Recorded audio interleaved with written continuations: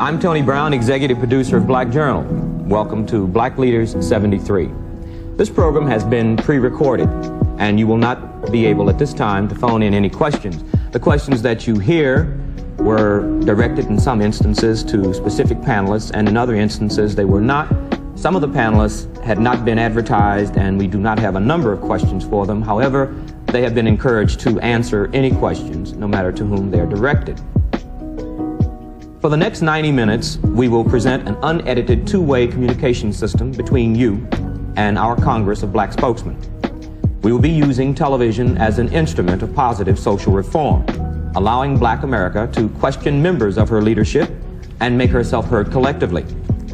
Our guests are Judge William Booth, President, American Committee on Africa; Hayward Burns, National Director, National Conference of Black Lawyers; Berkeley Burrell, President, National Business League; Stokely Carmichael, All African People's Revolutionary Party; Angela Davis, National United Committee to Free All Political Prisoners; Fannie Lou Hamer, Director, Mississippi Freedom Farm Corporation; Nelson Johnson, National Chairman, Youth Organization for Black Unity; William Lucy, International Secretary-Treasurer, American Federation of Federal, State, County, and Municipal Employees, and the Chairman of the Steering Committee of the Coalition of Black Trade Unionists; the Honorable Percy Sutton, President of the Borough of Manhattan; the Honorable Louis Stokes, Democrat of Ohio and Chairman of the Congressional Black Caucus;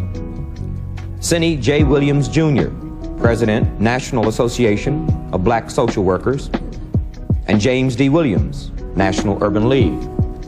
One of our panelists was unable to be with us and wired us his regrets.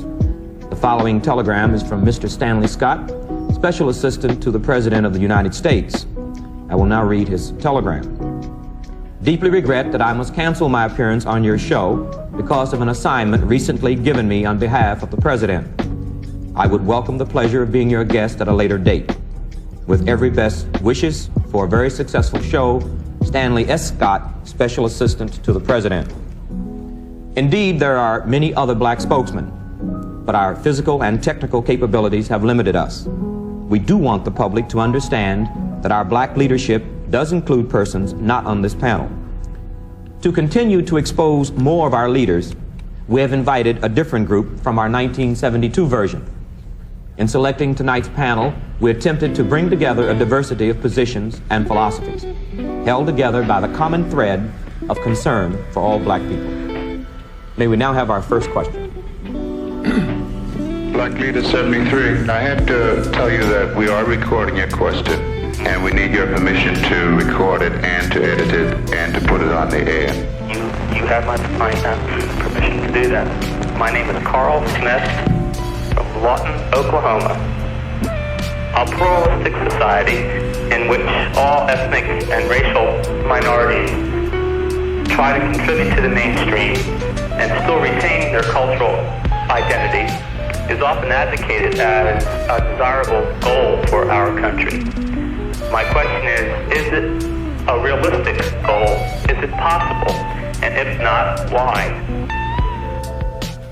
If you didn't understand that question, I can read it to you again. He said, a pluralistic society in which all ethnic and racial minorities try to contribute to the mainstream and still retain their cultural identity is often advocated as a desirable goal for our country.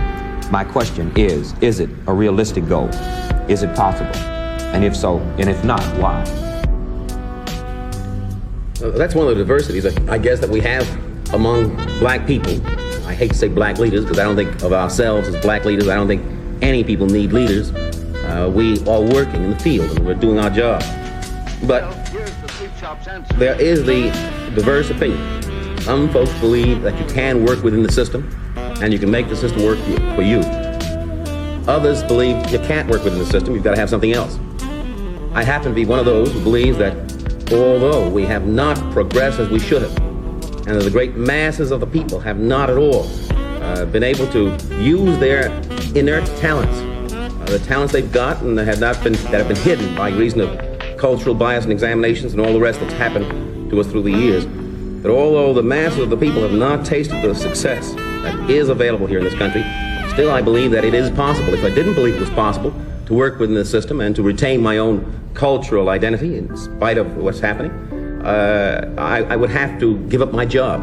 I'd have to give up my various positions and organizations that I belong to. I'd have to say, well, down with all organizations connected with this government. But I look upon this government as being one of men who can be changed if there's enough pressure put upon them. And if the numbers that we've got together, that black people have and related people have in this country, if we put our numbers together, we can overcome the forces against us. Otherwise, I couldn't exist in this country that way.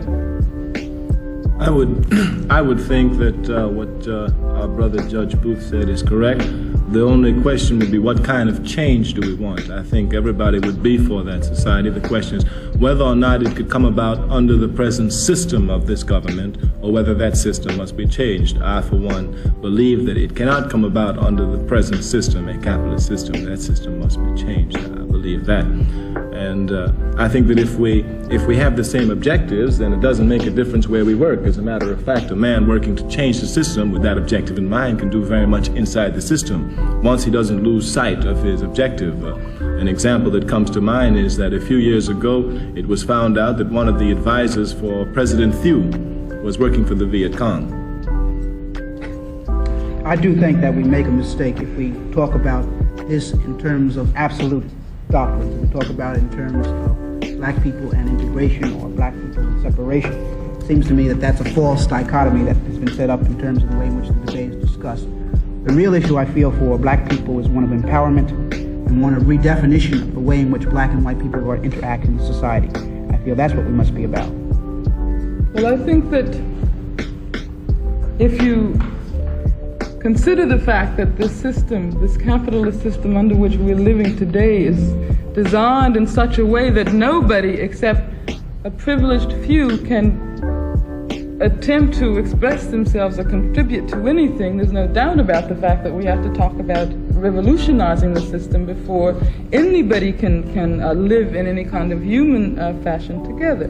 I would just like to point out the fact that I have seen with my eyes societies where people of different colors have learned how to live together, each maintaining their own cultural identity, but each fighting to build and to continue to construct a socialist revolution together.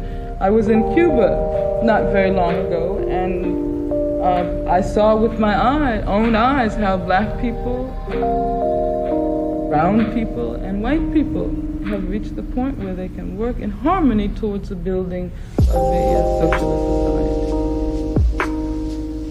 Any other responses? Let me just maybe add to what Brother Brown said over there just a moment ago. I think the key question is that certainly it's a good idea to work toward a total input by all I suppose ethnic groups in our society, blacks and what have you. But the key thing is whether or not you have a sufficient amount of power within yourself to affect the system when the system is working against your vested interest. In school some years ago, we were taught to think of America as a melting pot.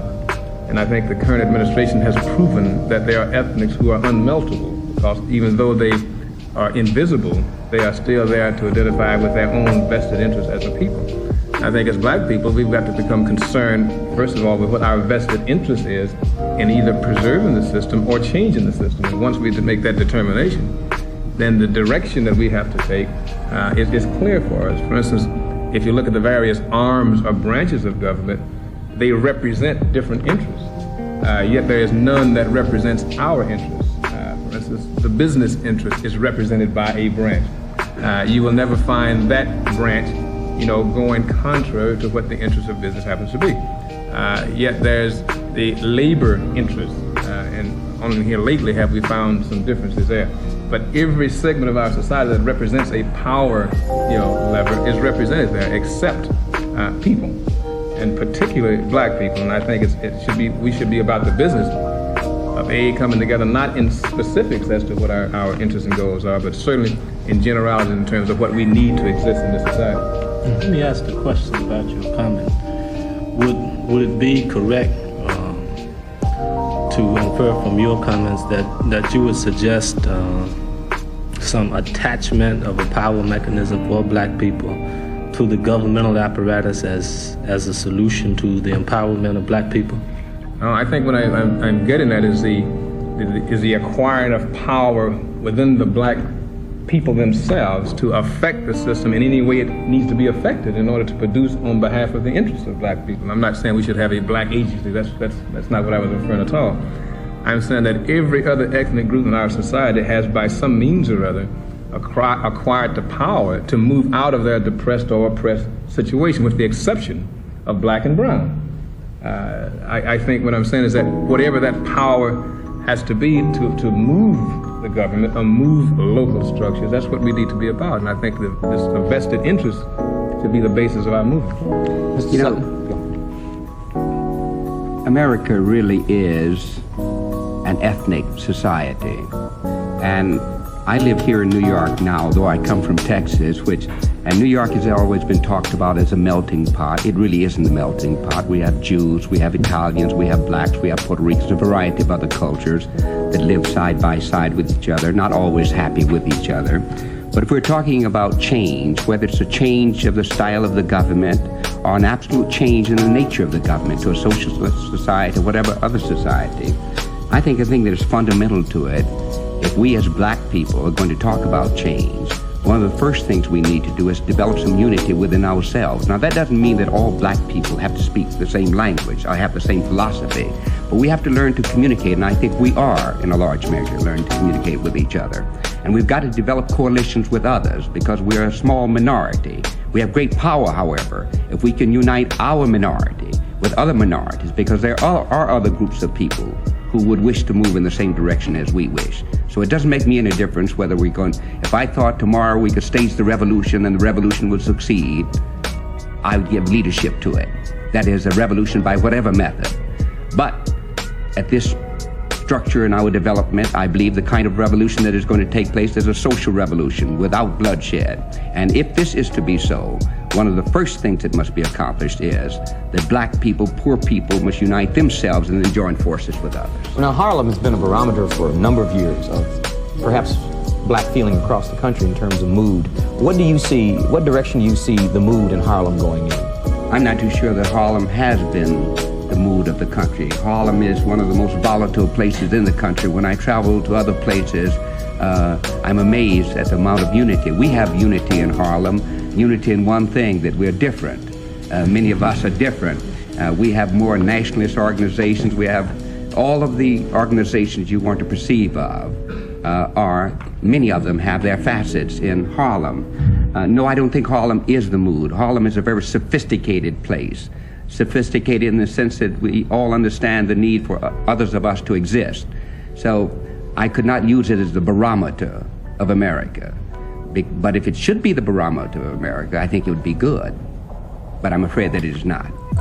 Mrs. Hamer, do you see changes since you're from right in the middle of the rural South, do you see any trend there in terms of black people moving toward unity and moving away from unity? Just generally, what is going on in your area of the country? Well, I do see more unity because the power structures in the South are forcing us to have more unity. You know, there have been a class split with the black community. That's being moved because we are finding out whether you middle class or no class is no different. As long as we black, we in the same boat. And that's forcing us to be together. Because, you know, we've seen what is happening in our schools. You know, like if a principal was a principal and was moved and become assistant principal, his job, if he's black, automatically, if he becomes assistant principal, his job automatically is to carry toilet tissue from one school to the other one and load up the bus. So he's finding that it's no different in us, and it's forcing us to get together. And I think that the change will come because we have to. It's nothing handed to us on a silver platter, and we have to work together for a change in the South. Congressman Stokes, did your election as the new chairman of the Congressional Black Caucus indicate a new direction? And if it did not, is there a new direction for Congressional Black Caucus? Well, what we had to do immediately after I assumed chairmanship was to try and evaluate our role. We found ourselves at that time being 13 black legislators out of a body of 435 congressmen, and having formed a black caucus for the purpose of trying to alleviate the conditions under which poor and black and disadvantaged people live in this country. We had to try and evaluate that role in terms of 1973 and the United States Congress, particularly in light of the present administration in Washington. As we evaluated our role, we realized that we sort of grew up overnight, and we immediately tried to be all things to all people. And for a period of 18 months, we conducted a series of conferences, a series of hearings around points of interest and concern to black and disadvantaged people in this country. And after we had developed all of the hearings and the conferences, we realized we had a great deal of data collected, a great deal of proposed legislative solutions. And so we realized that we ought to get out of the business of conducting conferences and hearings, because we had the data, we had the specifics with which to work, and propose legislation which would get at some of the solutions to some of these problems. So consequently, we decided that we would try and make the emphasis of the caucus that of a legislative thrust, that is to add a black perspective to that legislation coming through the United States Congress, particularly in light of our work on committees, where we can fashion amendments to legislation before it even comes to the floor that would add a black perspective to that kind of legislation. And so it's with this kind of a emphasis or thrust that the Black Caucus attempted to change this direction. I'd like to ask either Mr. Williams and or Mr. Williams, since the National Association of Black Social Workers is definitely interested in services for black people, poor people, and the Urban League is definitely in the business of institutionalizing services. How do you see the recent budget proposals or the appropriations for these service programs affecting Black America, specifically during the summer months and on into the years? The way I view it, the current Nixon administration policy is creating or will create a critical condition in the black community. They're cutting back on key services in the area of daycare, welfare, scholarships for students to attend school. Many students would not be able to attend the open school enrollment program, and etc. But even more importantly, currently in the black community, despite the statistics that have been projected by the Nixon administration, you see, we made a survey in both Harlem and Watts, and we came up with these statistics that something like 40 to 50% of blacks that are unemployed at this particular time right now.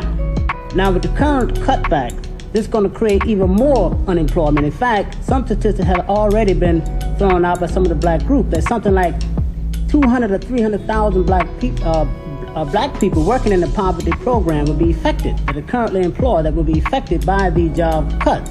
So this is only compounding the current unemployment situation that currently exists now in the black community. So I think that we are now past the repression state, but in a critical point, because not only does this exist in Harlem and Watts, it exists throughout the major urban areas in the city. And I think that as black people, we're going to have to begin to speak out against this current trend, because it's having a drastic effect on the black community. Well, Tony, to respond to that same question, that we do regard the budget cuts as disastrous, but not only in terms of the actual dollars, but the type of philosophy that these cuts have unveiled. That we're talking, well, let's just deal for a moment with the housing programs. We have to admit that some of those programs did not work. But some of those programs did not work because there was fraud involving government agencies, involving the private sector of the country. So what happens? The programs are cut out and the poor people are penalized. In other words, that we are being victimized because someone else has victimized us. And the whole question of the cuts deals with the type of philosophy that says the country has done enough for poor people, so now we'll move on to something else. That we can abolish poverty with the stroke of a pen. And so therefore that these programs are no longer needed. And anyone that needs these programs are really freeloaders whom we can do without. So we deal not only with the question of the dollar amounts, but the question of the type of philosophy that's trying to, or that is being exemplified in this type of approach to the budget. So I think that that's the main thing. Thanks. There's only one point about the whole budget cutback thing, as we see it, and I think, again, we see a rather magnificent PR game being done by the Nixon administration. Because the nation as a whole assumes that the cuts that are taking place are, one, to eliminate black people from the rolls, from the welfare rolls, to make life easier for the taxpayers out in the hinterland. But if you really track the statistics and see exactly who is benefiting from the programs that goes down, you will find that generally 2/3 of the people who receive benefits are white and the other 1/3 being black. In terms of those who are receiving direct public aid or public assistance, you will find that the number increases to something like 1 out of 4. And I'm not a social worker, but just the pure and simple numbers indicate that. What has happened is that out in the Midwest, where it's becoming acceptable now to assume that discrimination is a way of life, the administration has convinced people that what we are doing is keeping your taxes down, keeping those programs. We're taking those programs out, rather, that have contributed to the inflation and all this other foolishness. I think what we have to do, and I think there's a tragedy that some of the so-called liberals who have participated in these discussions before are not speaking out on the issue now, but it's being left to black leadership to deal with the whole question of budget cutbacks.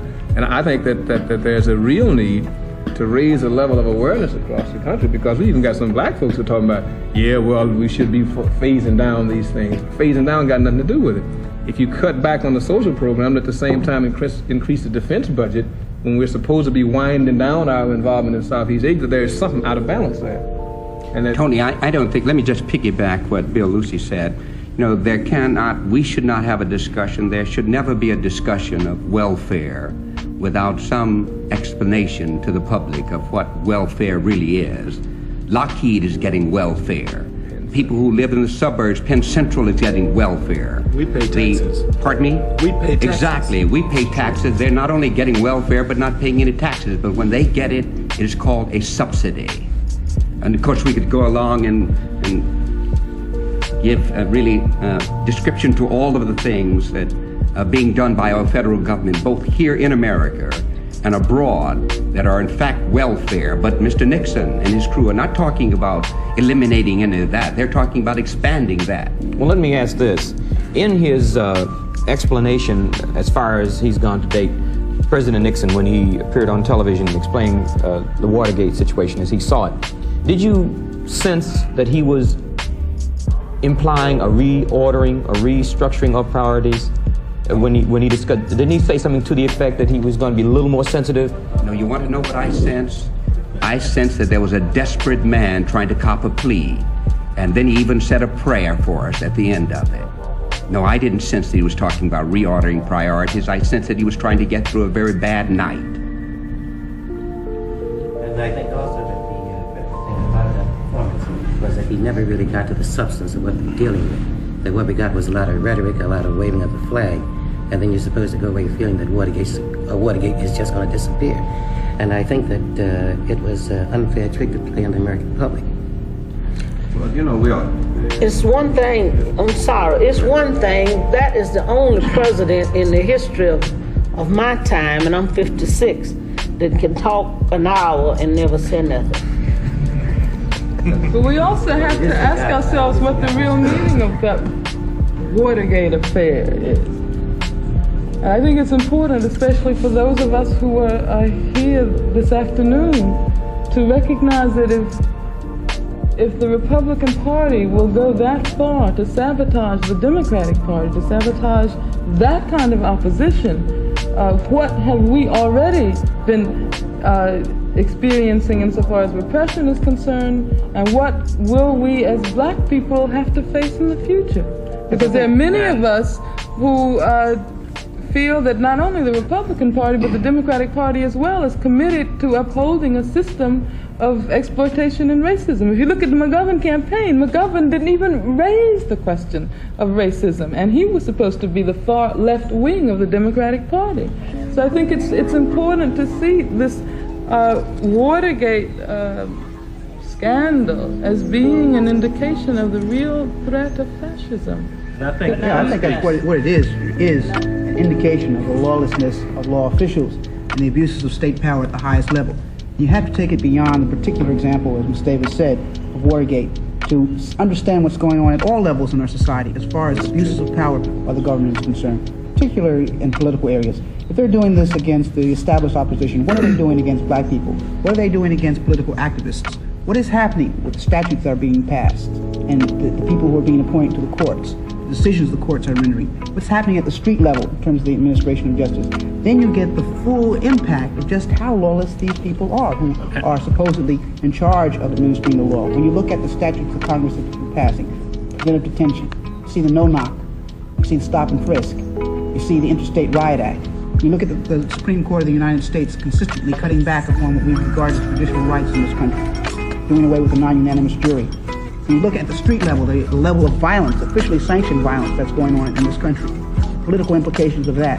Look at what happened at Kent State, and Orangeburg, Jackson State, Southern University, at Attica where 43 people were killed. And you look at the way in which the grand jury is being used, and you look at the way in which agent provocateurs are being used, and if you just trace it all the way through, what we see in Watergate is just the top of the iceberg. Look at what's happening in Wounded Knee right this moment. I think we could talk for an hour and a half if we wanted to really expand on this point. Well, I would like to... I'd like to say this, really, the American people, should shoulder the responsibility for what is going on now, you see, because the Democrats are just alarmed of the bugging because it's affecting them. You see, the Democrats, when they were in power, they were bugging the black movement, and no one made any kind of outcry about that. The only thing now, the chicken had come home to roost, and though now that they are being affected, they are now beginning to do the outcry. We have been crying about that for years, about the invading of our privacy, the bugging,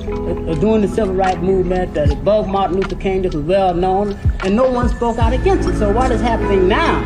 See, it has been a revelation of what have been going on for years, and I think that the American people now are becoming more aware of what is going on. Now the fact is what they're going to do to begin to deal with it. But I think that I want to go back to another point also.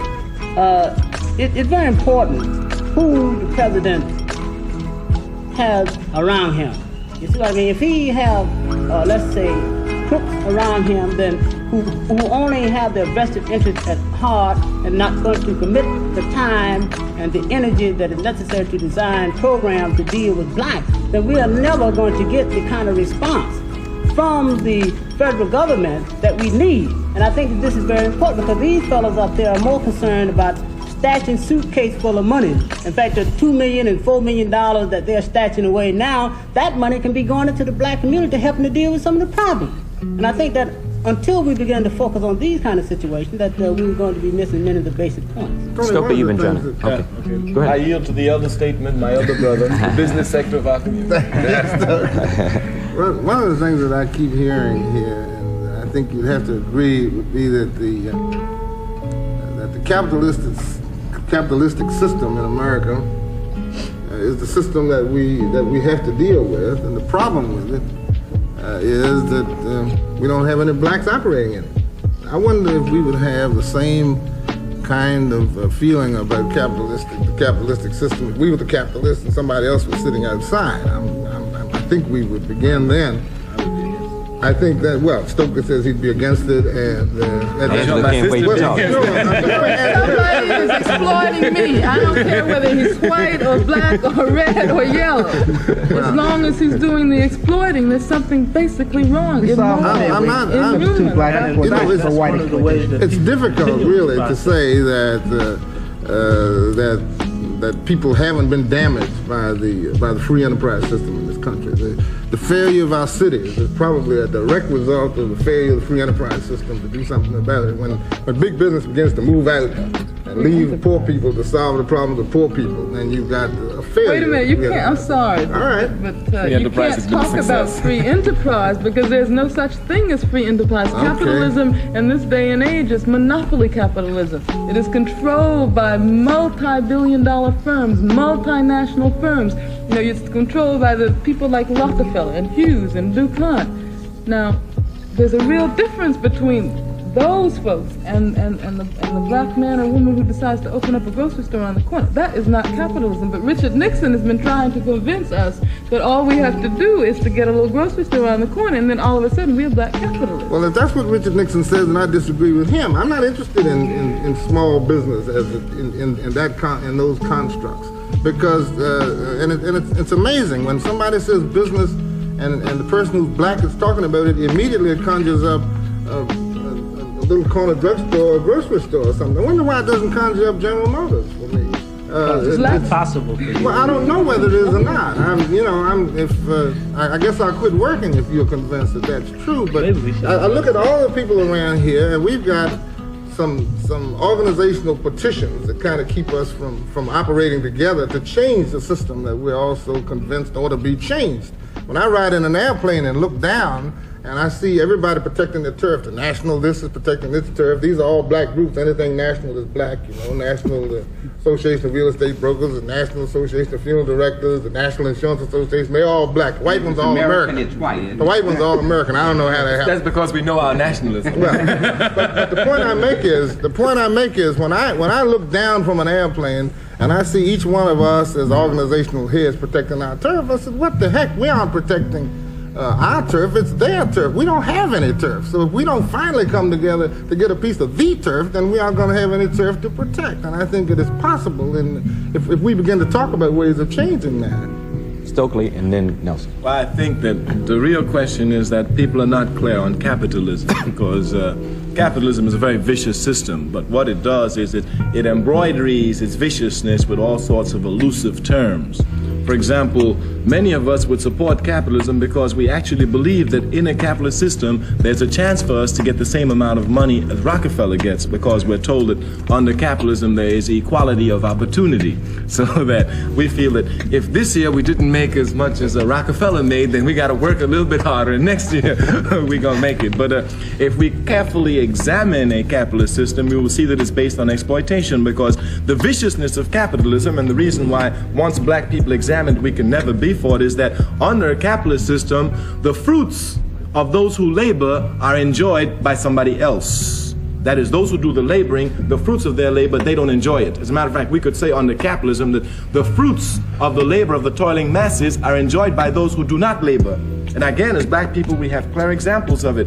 If we were to get the fruits of our labor from slavery, just from slavery, all we got to do is go to Nixon and say, hey, look, you give us the fruits of our labor from slavery and we forget the score. We would be the richest people in the country, again, because under capitalism, the individual exploits the labor of the people. Now, people get confused because this is a capitalist system and it's a developed system. It's a technological system. So they combine capitalism with technology and development, and they think that there is no other possible way to develop this rapid terms of development without going through the capitalist route. But certainly we have examples that show the opposite of that. China is a clear example of that. Cuba is, North Korea, North Vietnam. These countries certainly in Africa, where countries have chosen the socialist path, such as Tanzania, Guinea, Congo, Brazzaville, Algeria, we see that there is another way to develop and get the same type of things that we have under the capitalist system, but in a system that does not exploit each other, where all of us work and the fruits of our labor are divided evenly. Let me show you how backward capitalism is. It's a backward system. We could make two statements about capitalism to show how backward it is. About America. America's a capitalist country. It's thoroughly capitalist, it's an imperialist country. But we could say that number one, America is the most technologically advanced country in the world. That's an undeniable fact. It's a truism. America is the most scientifically developed country in the world. And right under that, we could say a second fact, which will show you how backward America is. We could say that America, in 1945, made for her people better cars than she does in 1973.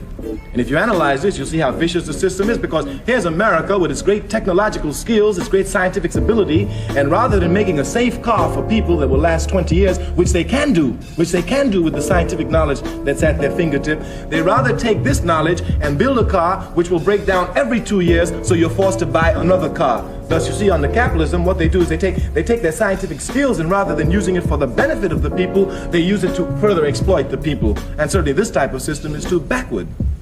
I think Nelson was I concur with the position that Brother Carmike has taken with regards to the system of capitalism. But really, I think there are two fundamental questions that we need to get into. The first one was suggested when we started, like what is possible within the context of this system and the coming together of people and that type of thing, which I think as we begin to hear the things that people are saying about capitalism, it tends to start to answer that question. I mean, as we see the very construction of this thing. But see, to me, the most important question, well, let me put it this way. I think that we have to talk, one, about the merits of capitalism, which is what a lot of the conversation has been expended on so far. But secondly, and very importantly, is once we, begin to see that picture, we have to raise the question of how it is that we work within the framework of our existence in a capitalist system that we, I think, can agree that we oppose, at least some of us can. And then we get down to the nitty-gritty of the question that Mrs. Hamer spoke to about whether we're moving toward unity, the question of coalitions, the question of the dynamics of day-to-day work on real problems that affect us as a people.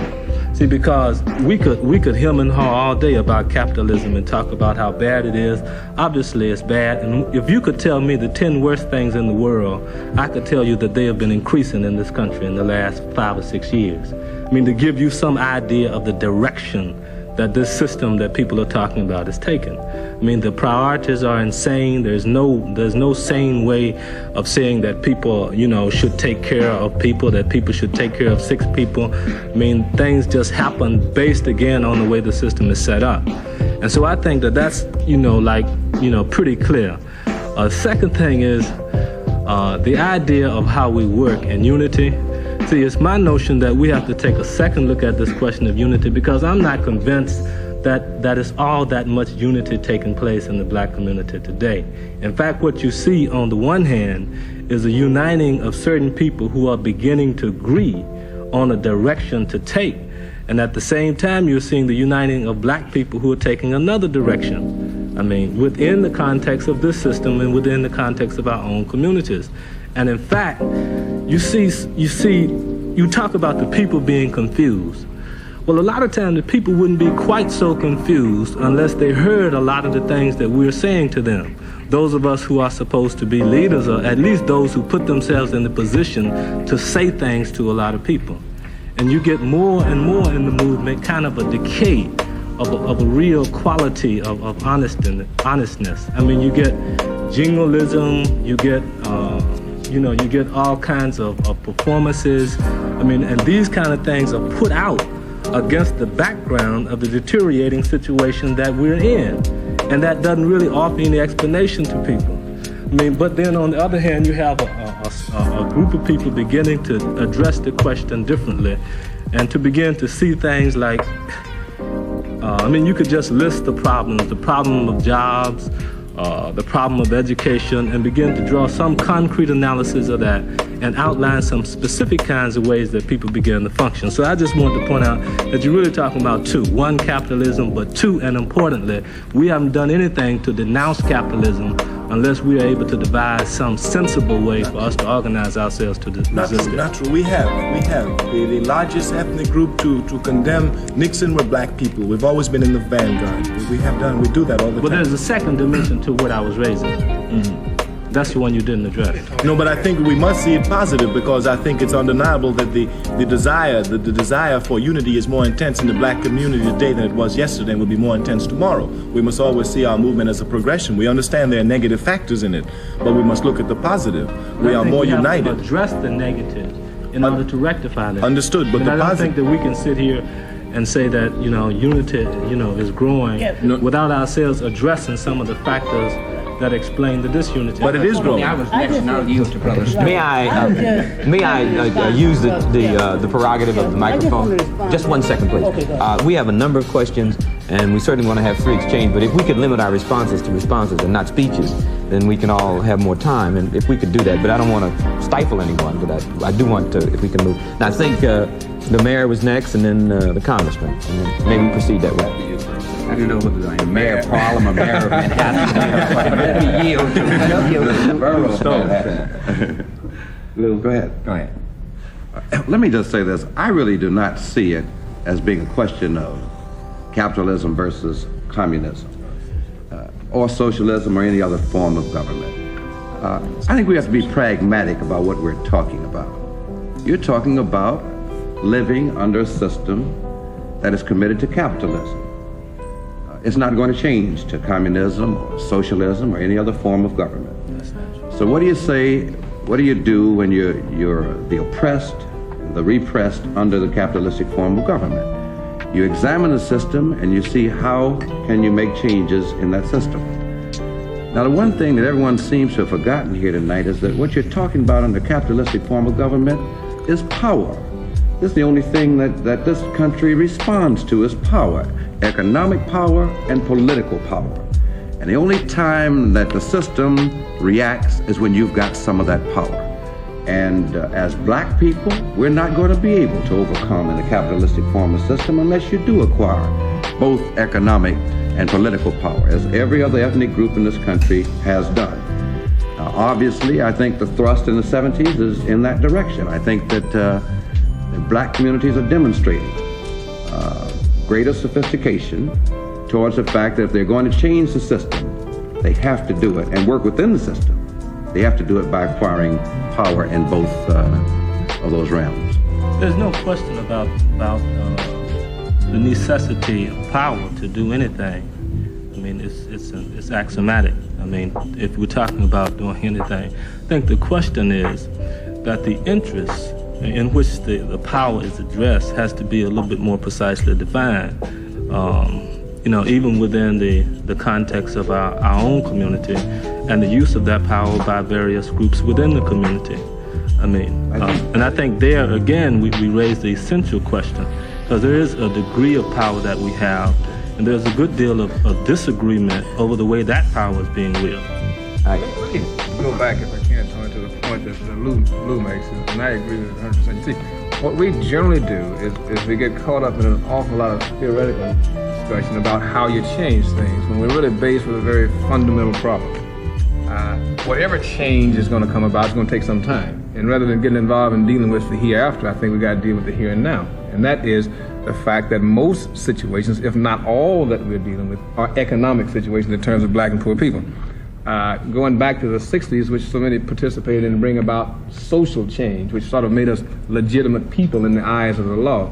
Well, we've gone through that now, and we've got probably on the books as many rights as anybody else, except that we can't enjoy them by virtue of the fact that there's no economics in our pocket to allow us to do that. We can now go to the Waldorf, but we may not can buy nothing, which is sort of a non-plus kind of thing.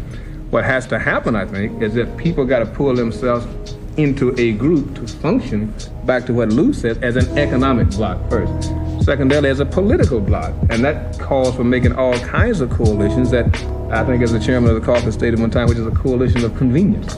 Because there are other groups in the society who may not be as oppressed as blacks, but are certainly as without as blacks. And I think around economic interest, around the development of political power, you can develop a philosophy that is neither communistic, socialist, or capitalist, but the question of pragmatic politics to acquire change. Did you want to make sense? Tony, I've watched a number of times events such as this, a number of blacks getting together who either are leaders or purport to be leaders, and their discussions, and we get off to the philosophical discussions of where we're going. And we began today by saying that we are not necessarily the black leaders, not necessarily, we are not the black leaders of America. We are persons who are sitting here. But I've talked about unity, a number of us have talked about unity. It is a hoped for thing, but let me just tell you that one of the things I really hope for, I come from a background of family who moving towards socialism, who would like to see a socialist economy, but do live in a capitalistic society, would like to see changes take place. But one of the things I want most of all, which I should like to see in moving towards black unity, sometimes I think it is happening, and that is that black people who have different philosophies can discuss those philosophies. Each of us do that which we think is necessary to meet the common need. Those of us who wish to move towards socialism talk about socialism and not find the necessity in the course of propagating our philosophy, whether it be capitalism, socialism, nationalism, whatever it is, not find the necessity to destroy other persons who are giving leadership in their arena. This is a much needed thing. I've not seen any attacks here today, but it is something that I think troubles a number of persons who are looking for leadership. I will take one response from Mr. Williams, and then we'll have to move to the next question. On the point that Percy was dealing with, the question of unity, that I'm firmly convinced that we run the danger of falling into a trick bag when we concentrate on, when we devote so much attention to what the white man has defined as unity. That it seems to me that we've got to define unity among ourselves. That, well, Berkeley can deal with one thing, that we'll deal with another thing. But I don't think that we have to get into the bag that we have one spokesman speaking for black people, two spokesmen, that each of us has to do our own thing. And the white community has yet not been able to deal with this. That they keep on asking what the black folks want. Well, I really don't know what all black folks want. I know what I want. But I think that we've got to realize that unity can exist at times, but it isn't necessary for all of us to be talking the same words, the same tone of voice all the time. That just won't work. That when we deal with that ourselves, that we can get it together. But if we fall in the bag that I've got to follow somebody because they're the leader, that's not going to work. Jimmy, you're not suggesting that I'm implying that no. We all ought to follow one leader. No, I'm not personally. Because I'm very annoyed by the suggestion that we ought to have one leader. That's right. Oh, I wouldn't be opposed to it now. I wouldn't be opposed to it. I would not be opposed to it. All America is Nixon and all China is Mao. I wouldn't be opposed to it at all if all Africa and all the people were one. As long as I could vote for who my leader would be. Oh, that's no problem, as long as he's representing the interests of the people. No, but I can vote for him also still. Yeah, you can vote for him. But what we've seen, for example, in electoral politics, how jive it is. Because we've just seen that Nixon has been elected because of maneuvering and tricks and a lot of nonsense. We've just seen that. So what I'm really talking about in the vote is the philosophical aspect. I understand. I'm really saying that I'll have some actual choice. But I'm not contrasting this with any other system. I know you will, but because the reason is America always makes it look that if you have another system, you won't have these freedoms that America has. Freedom to vote, freedom to do this, freedom to do that. Freedom to starve and to suffer. Exactly. I was coming to the rest of those two. Thank you. All right, may we have the next question, please? The name is Diallo, D-I-A-L-L-O, Mahmoud, M-A-H-M-O-U-D. And I'm calling from Dartmouth College in Hanover, New Hampshire.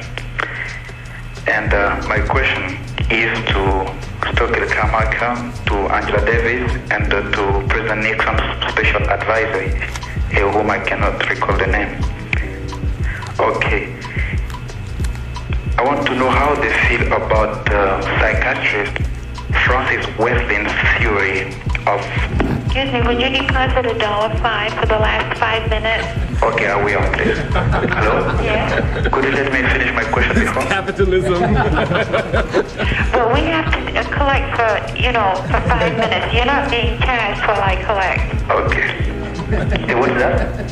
$1.05. In Cuba, telephones are free. For those who have it. Give it to everybody. Sorry about that interruption. That's okay. Diallo Mahmoud from Dartmouth College in Hanover, New Hampshire. And Francis Wesleyan, who is a psychiatrist, had an interview with Black Journal about 3 weeks ago. And she has developed an attractive theory of black superiority of white people. Brother, would you just give me your question, please? Okay, and my question is, how does Stokely Carmichael, Angela Davis, and President Nixon's advisor feel about this theory? And do they agree or disagree with it, and why? Let me attempt to paraphrase that. First of all, for the caller. As I stated, President Nixon's advisor was unable to be here. However, Mr. Carmichael and Ms. Davis might want to respond. He's referring to Dr. Francis Welsing, who is a black psychiatrist, who says that white racism is due to the fact that whites do not hate blacks because blacks are black. Whites hate blacks because whites are not black. And that racism is a reaction formation to something that you can't be and can't have, and that the state of whiteness is, in essence, a state of genetic deficiency and a state of albinism. Well, first of all, I would say that in trying to understand what racism is all about, we have to look at history. Because as in the other institution, racism is a historical phenomenon. And it developed in conjunction with the development of capitalism. If you look at this country in particular, you see that the whole ideological network of racism arose in order to justify the use of black slaves, the kidnapping of black people from Africa and the use of black slaves in order to lay the basis for an agricultural capitalism in the South, and then eventually in order to provide for the capitalist system in this country, a group of people who would be super exploited, who could be used as a reserve labor force. And I think it's important to recognize the fact that the reason why those who presume to be the leaders of this country have resorted so consistently to racism is because of the fact that it assists the ruling class to reap more profits. Let me just give you an example. If you look at the wage differential of black workers and white workers, you have something like $21 billion. If you add Chicanos and Indians and Puerto Ricans and other people of color, you get about $28 billion. Now that $28 billion means a lot to the capitalists of this country.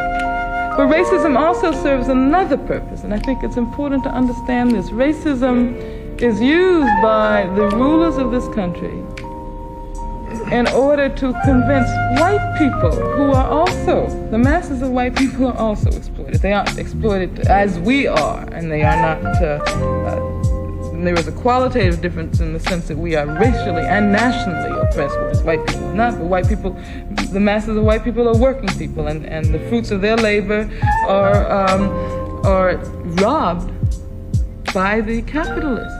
But you see, when the worker is focusing all of his attention, the white worker, on black people, and when he thinks that the reason why he is now unemployed is because of the fact that there's a system which gives black people in certain industries job priorities, and when Nixon and all of the others are able to sick white workers on black workers, then they have created a situation where the white worker is not even going to think about the fact that he's being exploited by the capitalists. I mean, I think that the whole question of dividing and ruling has been one of the ways in which the oppressors historically have most efficiently dominated. Racism serves the ruling class in precisely that way. And I think that right now, in this country today, racism is perhaps the fundamental question we're facing. And white people have to understand this, because white people have to understand that they have to wage on their own initiative a struggle against the racism which is also used in order to make it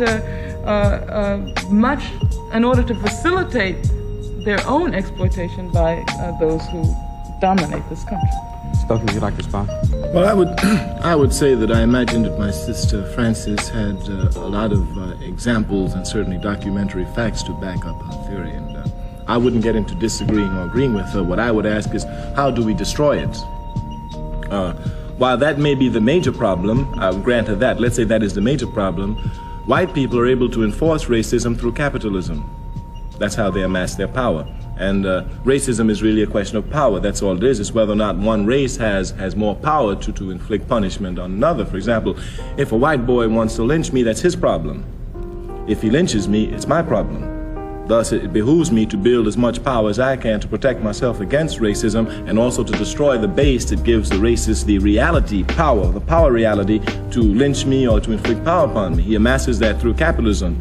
Thus, it is my job to thoroughly dismantle that system, which will render him powerless. And once he's rendered powerless, then perhaps we can begin to deal with the question of racism. So I would not, again, the question of, there's no doubt that the major problem that the black man faces all over the world is a problem of economic exploitation. That's the core question. The answer is, how do you get to it?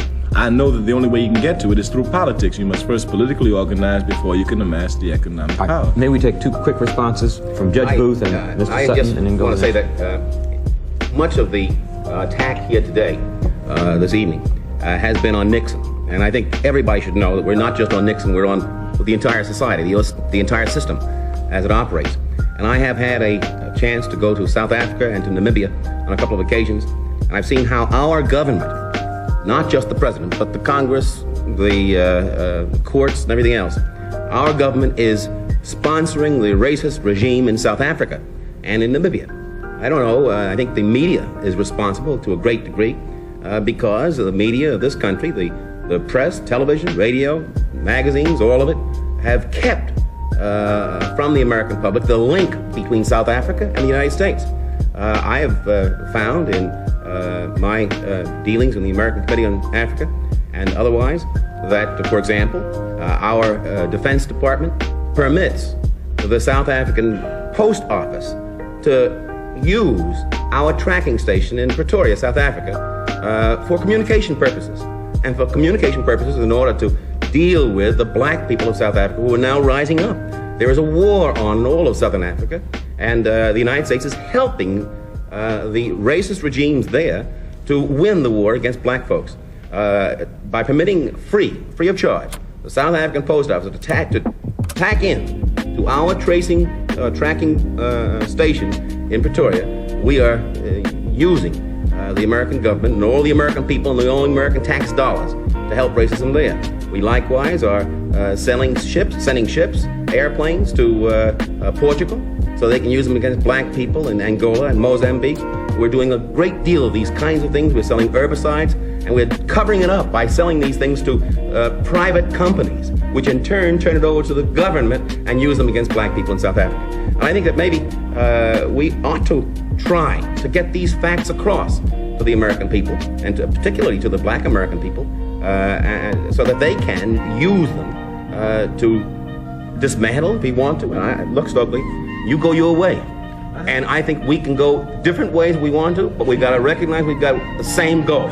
And however way each of us want to go, we ought to recognize that we do have similar goals and we can work toward the same end. Sir, I've always been for unity in the black community, will always be for it. Our party, the All African People's Revolutionary Party, has been calling for a black united front, the meetings of all black people, irrespective of ideology. We want our people free.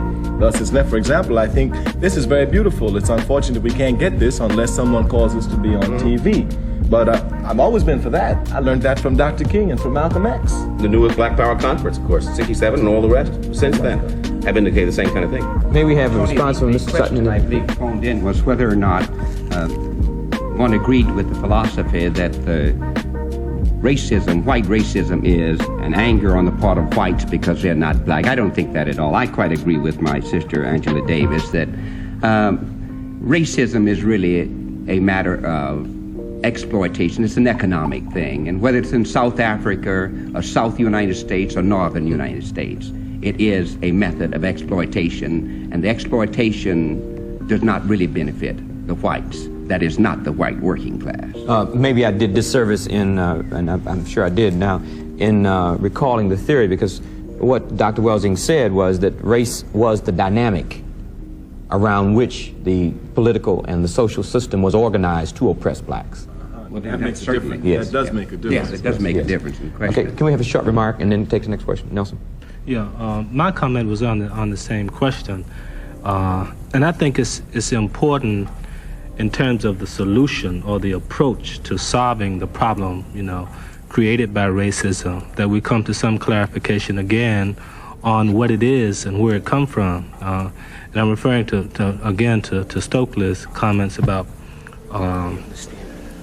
that perhaps was not central. And I'm saying that you can't really devise a strategy to begin to deal with the problem of racism in the society without a comprehension of its source, because and why it's there, where it comes from, the motive forces that created it. And again, I think that leads us back to what Angela said as a point of departure, in our efforts to dismantle racism. All right. Next question, please. Robert Alexander, San Antonio, Texas. Is it possible to persuade existing black organizations to assign appropriate staff from each of these organizations to convene and develop for presentation a cogent list of priorities?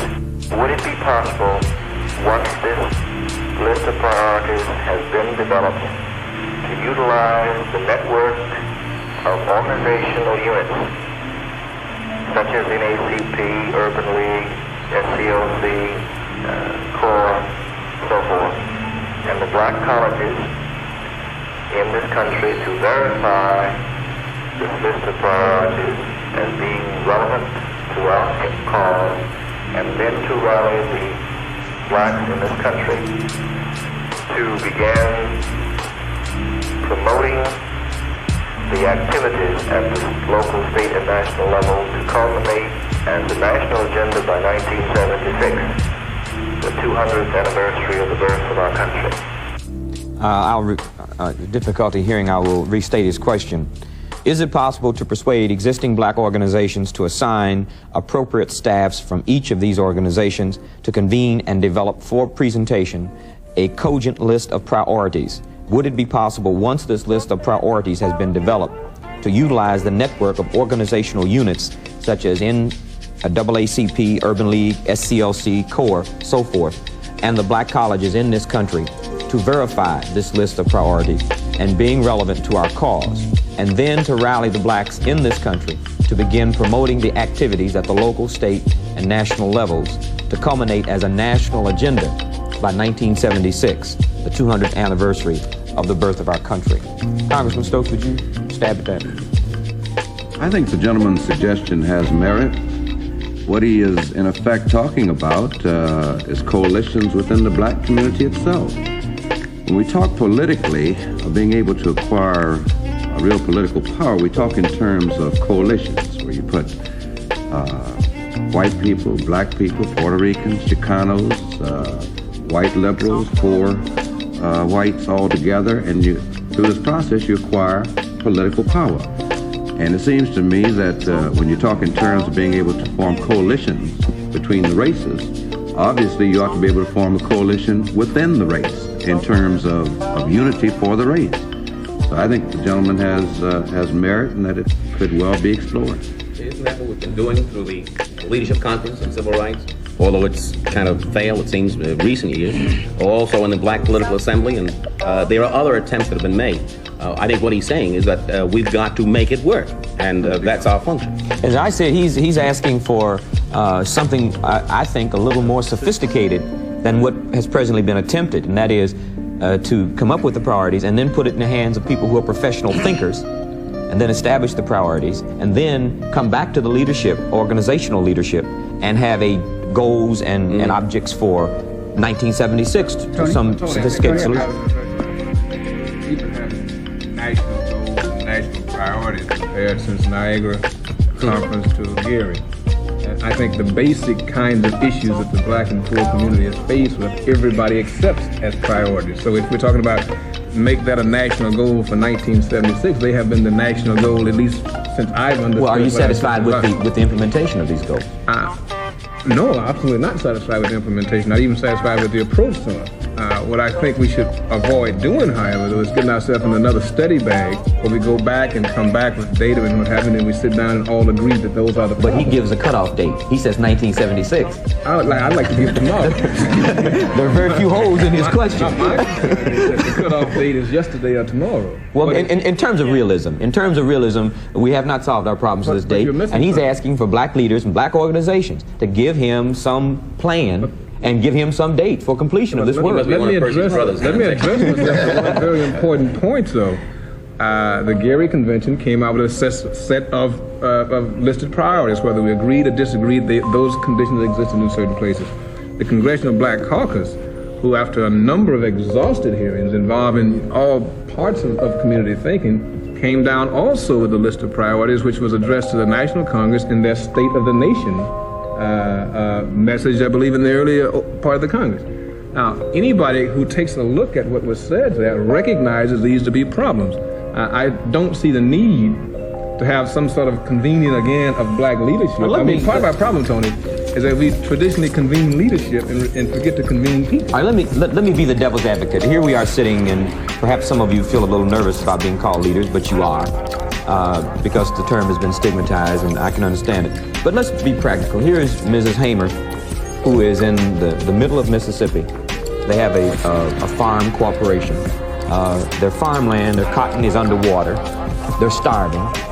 Now, what actually do organizations do specifically? 1, 2, 3, 4. Do you send 4 loaves of bread and two ham hocks? Do you go down and, I mean, in terms of saying, well, yes, our brothers and sisters in the rural South are starving. That's an abstract. Now, what do we do? How do we move from nothing to one? This is, I think, the substance of what this brother is asking. I just don't see it not being a legitimate concern.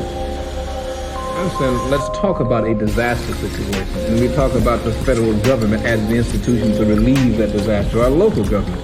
What I'm saying is that there is a clear procedure to follow in that situation. For instance, our illustrious leader has declared certain parts of it a disaster area, so fine. The machinery of the Red Cross or whoever cranks up and does it. But if they had been Jews, the national Jewish community would have fed them.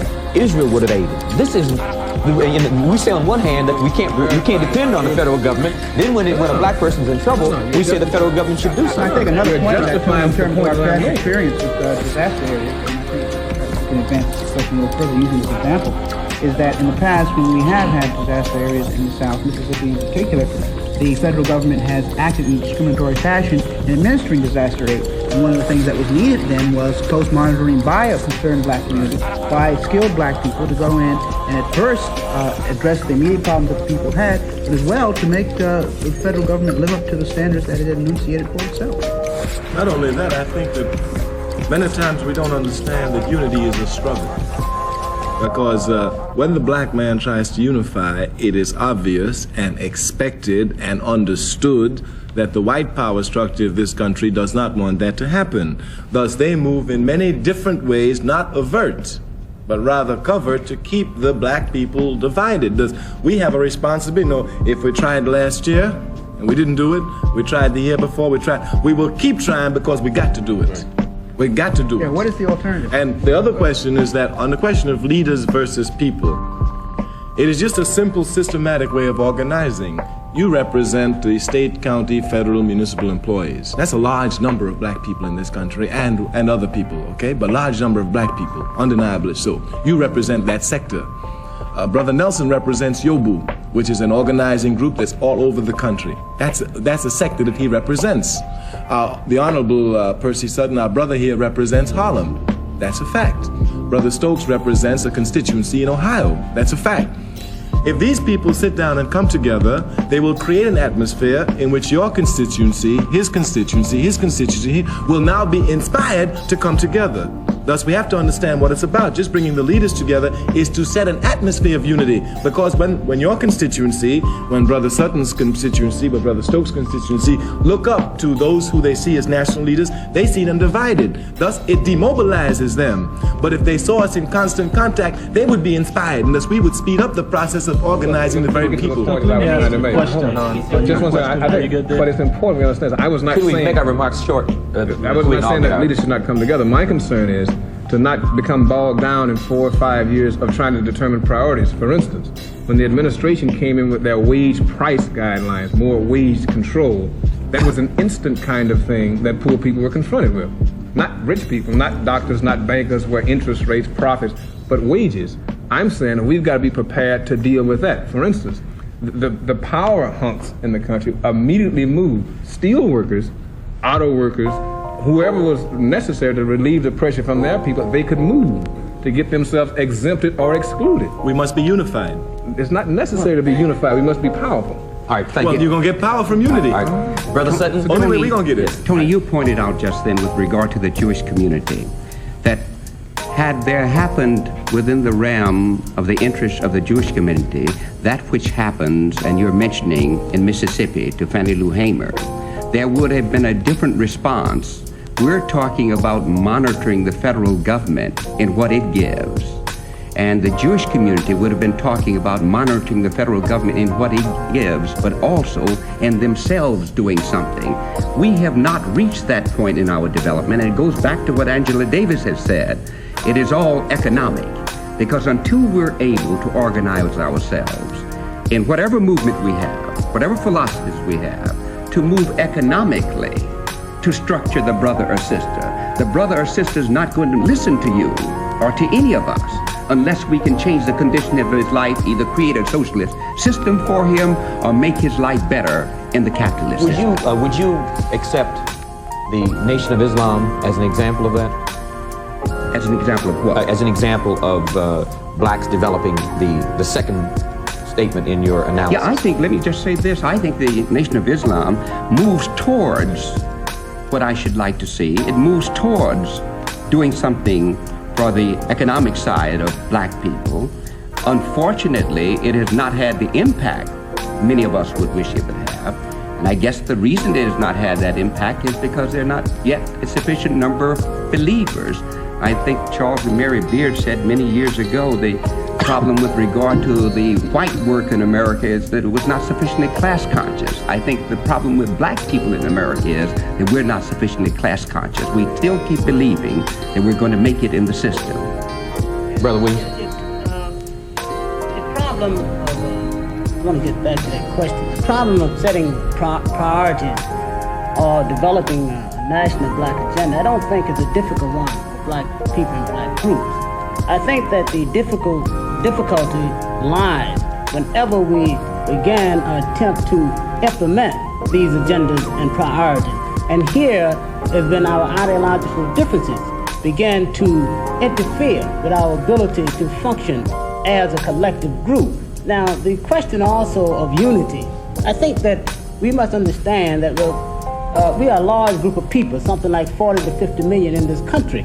And there are going to always be differences of opinion. I think our primary concern should be developing some kind of mechanism for operational unity. In other words, when we come up with that national black agenda, with those priorities, then we, despite our different ideologies, should have that kind of mechanism that will embrace all these ideologies so that we can implement the national black agenda. And I think that here where we break down as a collective group, and that can be clearly seen right now in terms of our different political ideologies. Now, for instance, we are constantly loyal to the Democratic Party. We are constantly dampering with the Republican Party. We are constantly we are maintaining a permanent coalition with the white racist union that is one of our greatest enemies in this particular country in terms of keeping black people out of the union and subsequently keeping them unemployed. And I think as black people, you see, if we were to come together, it would be a big argument as to where our loyalty should lie. It would not be with our black goals and objectives, it would be because of these various attachments that we have. And I think that until we develop to the point where our loyalty will be with black people, we, in terms of our affiliation with any other group, we see that as a tactic and a strategy. And do not let this deter us. I think we would be more effective in implementing the concept. We must move on. We are running short of time, and I will plead one more time for us to please make our remarks very cogent and not get into it, because I know all of you have are very gifted in this respect. Congressman Stokes, would you care to comment? No, I just wanted to add one additional point to what my brother here has said. Someone a few moments ago mentioned the Jewish people. Now, they may differ ideologically or philosophically about many things. The one thing they all agree upon is Israel. And it seems to me there's a lesson in that for black people. That's not true. Okay, but all right. That's not all right. That's not disagree. May we? Okay. Very few disagree. All right, may we have a comment from him? And then I think few disagree. I think we do. Few disagree. That's right. I think we do owe it to those who have phoned in questions to try to handle those questions out of courtesy. So could we very expeditiously move toward that? And Mr. Williams, you've been trying to make a point. Just one point that I hope your viewers don't get the impression from what's been said so far that there is no cooperation in the black community. Because I think, that they might feel that way, that all of us are doing our own thing and we never relate to one another. And I've got to insist, that we do cooperate, that we do form coalitions.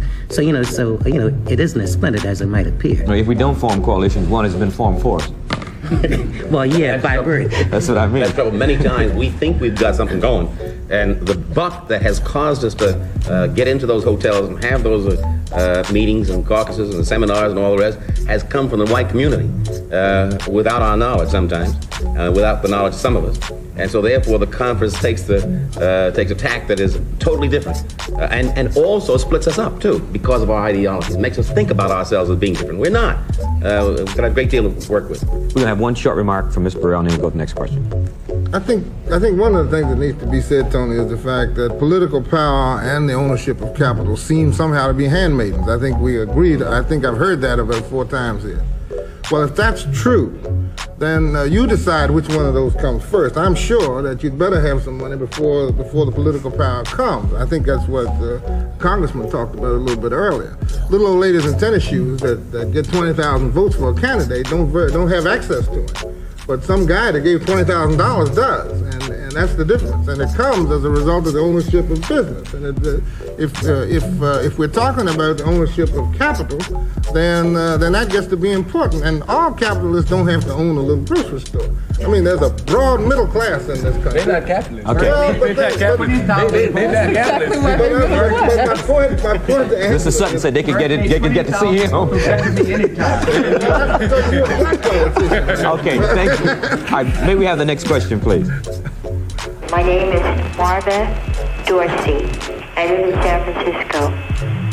And my question was, with the war ending in Vietnam and unemployment, the rate of unemployment climbing as it has, does anyone on the panel see a possibility of race riots occurring across the country?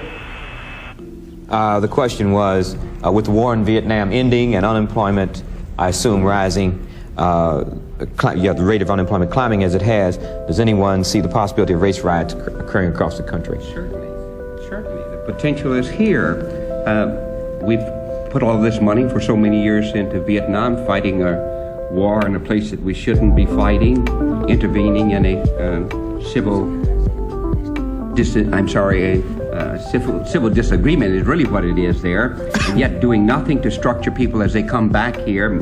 Grand unemployment with the Nixon administration leading in an attitude to continue to do nothing, cutbacks all along the line. Right here in the city of New York just recently, I think we might have had a riot where a policeman shot a 10-year-old boy in the back. There was great disorder in the vicinity of the house in which the youngster lived. Now, if the Nixon administration continues its cutback, and had this been summertime when that youngster was shot in the back, I think you might have found a riot right here in New York. Let me clarify the fine language of this question. And the question says race riots.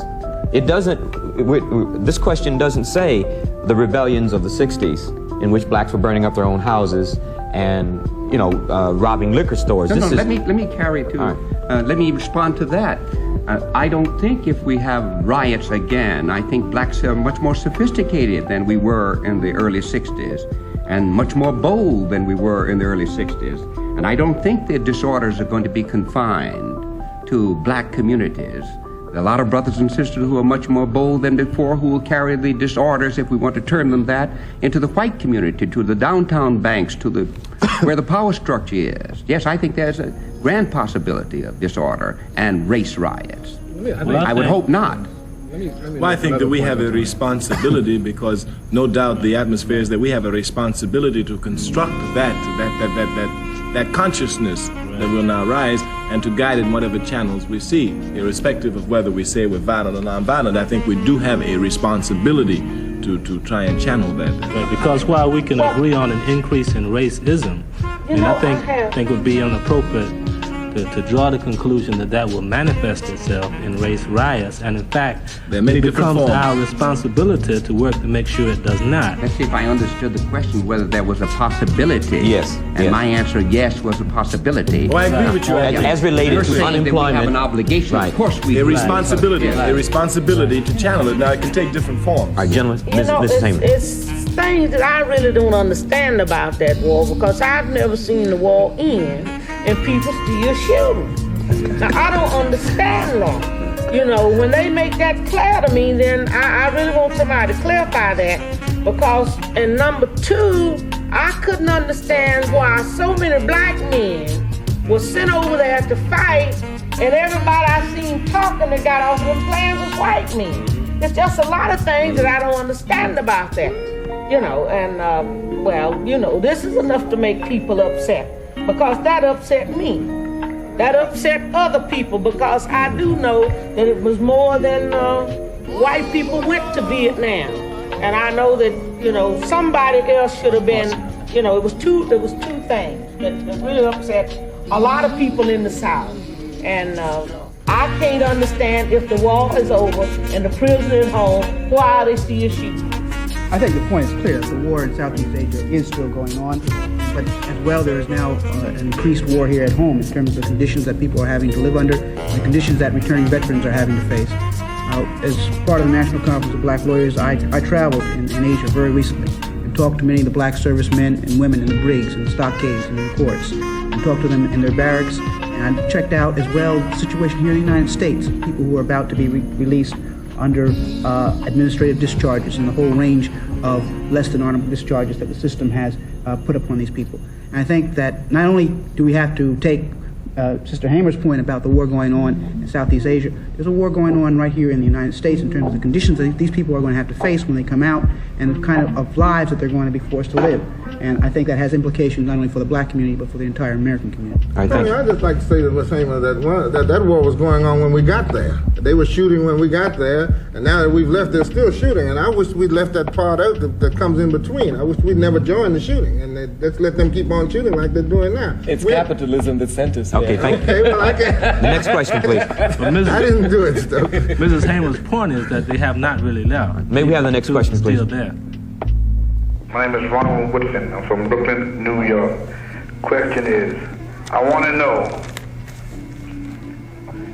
would it be feasible and would it be much more beneficial to black people if we had, as we say we have, a home to call our own, like Africa, like we could relate to our brothers in Africa as do the Jews do to Israel? Would this give us more of a nation-time feeling than the direction we are now presently taking in this country? I think, Mr. Carmichael, we're all waiting on you to answer that. Yes, sir, my brother, I thank you. Africa is our home. Africa is our mother. Undeniably, it is our home. I think that we get confused, and that's why our struggle becomes so confused, because a nationalist pre-awakening is a necessity for anti-imperialist struggle. All countries go through their nationalist stage before they go into that serious, the Vietnamese, the Chinese, the Cubans. And our problem is that we don't really understand nationalism. When you say nation, you talk about land. Our land is Africa. That's undeniable. This land is not our land. This land is not our land. This land is not the white man's land. He's just a European settler on this land. This land is the red man's land. And the red man will raise contradictions to get his land back. And when it does, black people have to be crystal clear what our position is. The red man fighting in Wounded Knee right now, opposition can only be but one. We support him to reclaim his land, while we also wage our struggle to take back our land. Now, the way people now ask the question is, well, Brother Stokely, what am I supposed to do? Am I supposed to leave America and go to Africa? I think that's an incorrect way of phrasing the question. Once we understand that Africa is our home, then the way we raise the question is, Brother Stokely, I'm in America. What can I do to help home? Now, once the question is raised that way, then we see it more clearly. But it's undeniable that when you fight revolution, you fight for land. Thank you. Fight for land. Very few minutes. I'm going to try to get to another question. Next question, please. My name is Deidre Carter, and I'm from Cleveland, Ohio. And my question is on census taking and the fact that from 1900 to 1970, according to the World Almanac, the Negro Almanac, and census, why we have still remained 10% to 11% of the total population, and exactly who is the minority on a national and an international scale. Thank you very much. She was asking, in essence, are we the minority or the majority on an international scale? Well, I know it's right here where we are. We're in the minority, but we may be as a part of black people and brown people in Worldwide. the majority worldwide. Thank you. Even if black people we're the majority. I think we have time for one more question. We have a very few seconds. My name is Osoro Lewis. You got that? Yes. And one of the questions is directed to Stokely Carmichael. Yeah, which is, how can you be in Africa and America at the same time? Could you answer that very succinctly? I'm sure there's a very short answer to that. Very simply. When I was in Africa for the last 4 years, my mother was in America and she was in Trinidad. But she's my mother. I have a responsibility to take care of her. I took care of my mother wherever she was. For my brother, I would tell him that he should read the works of the Honorable Marcus Garvey. And he will see that the Honorable Marcus Garvey never saw Africa, never saw it. Yet it is undeniable that the Honorable Marcus Garvey worked harder for Africa than any man in his lifetime during that period, and he never saw America. We have a few seconds. Angela, let me ask you, what is your involvement now in the political prisoner movement specifically? We have about a half a minute. Well, we are trying to build a movement embracing all of those thousands and tens of thousands who supported me, as well as anybody else who can see the need to free more political prisoners and victims of political repression. We're talking about fighting around the case of Ruchell McGee, the San Quentin Six, Carlos Feliciano, Rap Brown right here in New York. I was visiting just a few days ago Ruchell McGee in San Quentin. I hate to interrupt you. I feel like the bad guy on this program, but it's been very interesting, and I'm sure the audience has gotten some tremendous insights. Black Journal would like to thank you for coming and giving us your ability and your wisdom. Well, we thank you for helping to bring us together. If even on this level, it will now inspire us to work harder to unite amongst ourselves. Amen, brother.